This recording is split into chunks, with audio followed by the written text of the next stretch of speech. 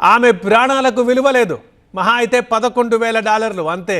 ఇవి ఆ పోలీస్ అధికారి భారతీయ స్టూడెంట్ జాహ్నవిని ఢీకొట్టిన తర్వాత మాట్లాడిన దారుణమైన మాటలు.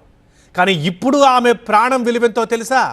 ఏకంగా 262 కోట్ల రూపాయలు.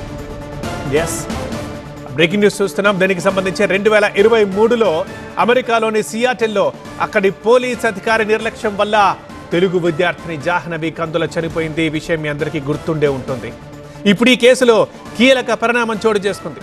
ఆమె కుటుంబానికి $29 మిలియన్, అంటే భారత కరెన్సీలో దాదాపు 262 కోట్లు పరిహారం చెల్లించేందుకు సియాటిల్ ప్రభుత్వం ఒప్పుకుంది.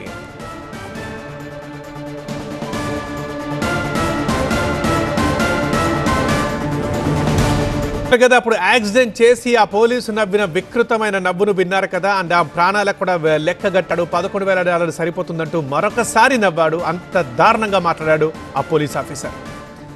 ఆంధ్రప్రదేశ్కు చెందిన జాహ్నవి ఉన్నత చదువుల కోసం 2021లో అమెరికా వెళ్లారు. సౌత్ లేక్ యూనియన్లోని నార్త్ ఈస్టర్న్ యూనివర్సిటీలో మాస్టర్స్ డిగ్రీలో చేరారు. 2023 జనవరి 23న రాత్రి ఆమె రోడ్డు దాటుతుండగా స్పీడ్గా వచ్చిన పోలీస్ పాట్రోలింగ్ వాహనం ఢీకొట్టింది. ఈ ఘటనలో తీవ్రంగా గాయపడ్డ జాహ్నవి అక్కడికక్కడే ప్రాణాలు కోల్పోయింది. ఈ ప్రమాదానికి కారణమైన పోలీస్ అధికారి కెవిన్ డవే జాహ్నవి మరణంపై జోకులు వేయడం అప్పట్లో తీవ్ర వివాదాస్పదమైంది. ఆ కెవిన్ డవేని మనం చూపిస్తున్నాం. ఫస్ట్ బాక్స్లో సియాటిల్ పోలీస్ అధికారి ఆయన మాట్లాడుతూ ఆమె ఒక సాధారణ వ్యక్తి, అసలు ఈ మరణానికి విలువ లేదని పోలీస్ అధికారి కెవిన్ అన్న మాటలు, ఆయన నవ్విన వికృతమైన నవ్వు ఇప్పుడు బాడీ కెమెరాలో రికార్డ్ అయింది. దీనిపై అప్పట్లో భారత్ తీవ్ర అభ్యంతరం వ్యక్తం చేసింది. కెవిన్ తీరుపై అమెరికాలోని విమర్శలు రావడంతో ఆయన అప్పుడే ఉద్యోగం నుంచి తొలగించారు.